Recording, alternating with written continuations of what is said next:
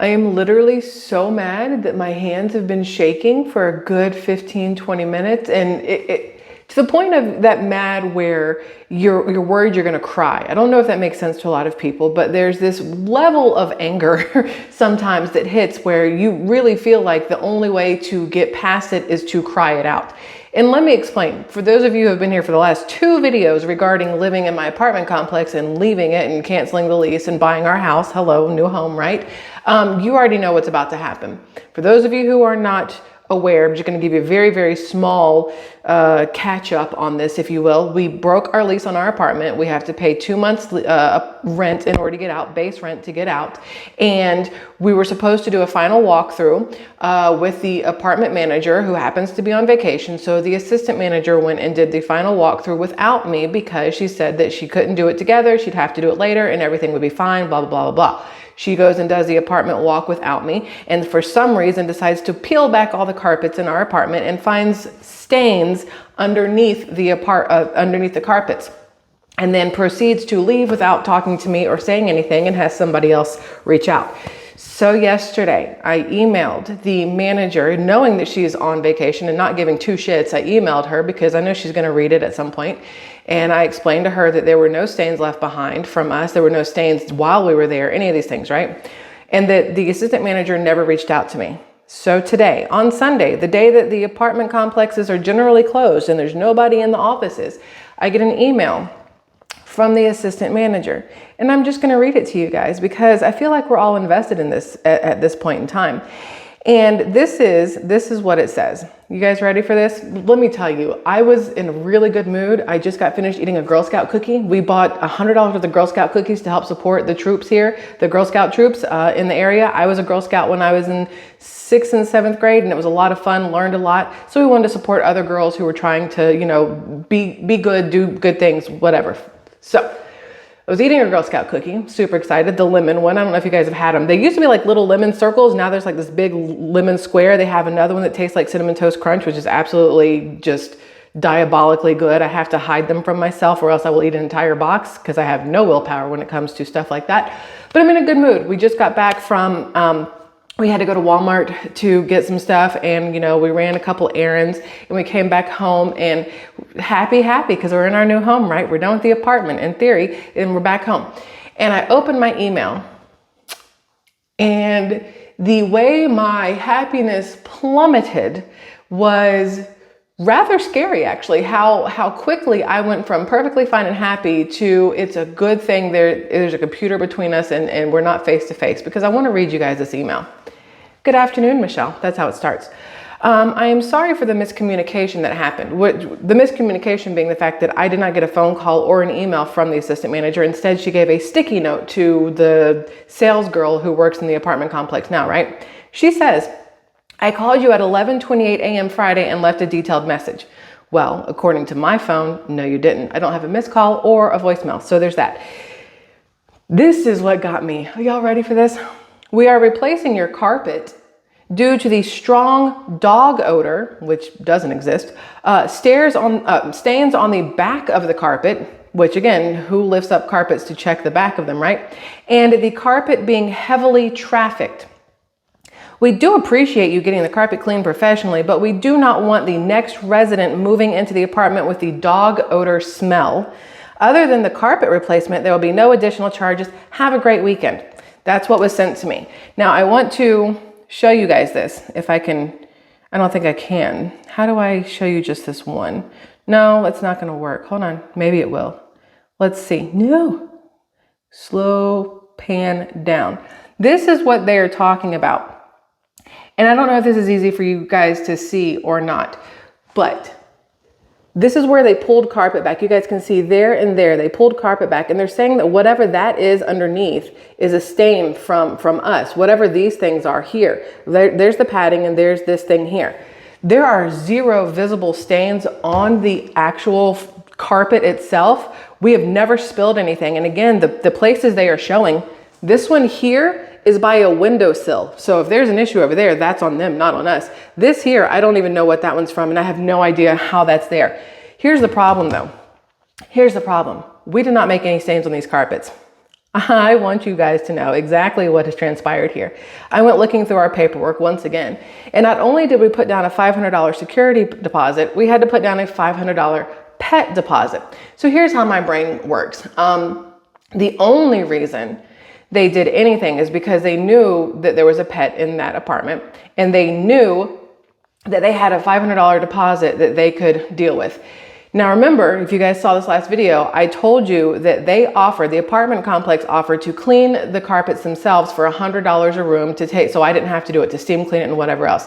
I guarantee you, because I said no to that and didn't pay them $300, is why now they're trying to say I owe them for carpets. And I guarantee you, they're going to tell me I owe them $300 for carpets. They weren't ever going to clean them. They were going to throw them away now or pocket the money, because this to me is absolutely disgusting. They say we don't want the next resident moving into the apartment with the dog odor smell. So you're going to tell me that the heavily trafficked carpet's perfectly fine, but because there's a dog odor smell is why you're charging me to replace it? No, that's not true. They should replace it no matter what. We've been there over 3 years. But here's my response to them. I replied to them, and I was as nice as possible, and I said, Anna, there were 0 stains on our carpets. Not knowing if carpets were replaced before we moved in, there is no way for me to know if those undercarpet areas you sent are from previous owners, since the complex clearly reuses carpets between residents. Legally, under Florida law, normal wear and tear of carpets and paint are not on the renters. There were also no strong dog odors. I know for 100% fact there's not. I will not pay for carpet replacement for stains we didn't create and for carpets that are 3 years old and are normal wear and tear. I will pay our move-out lease terms of 2 months base rent plus utilities, because that's what I signed for, right? I expect my security deposit back in full as well. And then I said the manager is free to call me when she gets back to discuss this further. You and I have nothing to say to each other.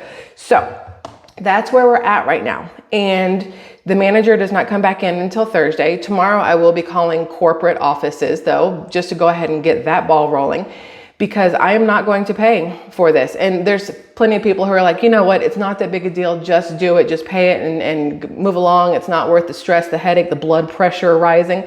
But it is to me, because if they're gonna do this to me, they're doing this to every single other person, whether they have a pet or not. Absolutely ridiculous. And if somebody will stand up to them, maybe they will stop. Especially, maybe people don't realize that the carpets and the paint and things like that aren't on them. I went through our entire lease, and it clearly states that normal wear and tear of carpets is covered, like not a big deal. They said heavily trafficked for a reason. You know what part is heavily trafficked? Literally the section that goes from our bedroom door to the bathroom. That's the only part of the carpet that gets walked on, because we get into bed from that side, we go to the bathroom. It's all of what, 5 feet by a foot, that one little section. My daughter's room, there's furniture covering 90% of the carpet. It's a small section of carpet for her to get from the door to her bed. The other room, our office, whatever room, never got used. Nothing ever happened in there. We just had a futon and a computer, and nothing ever happened in there. So for them to use the words heavily trafficked, that's bullshit, number one.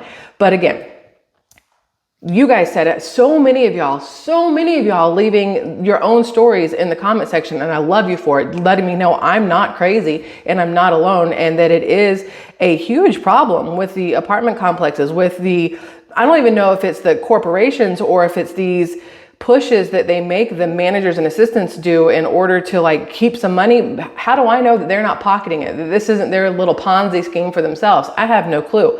What I do know is somebody has to stand up to it, and I have no problem being that person.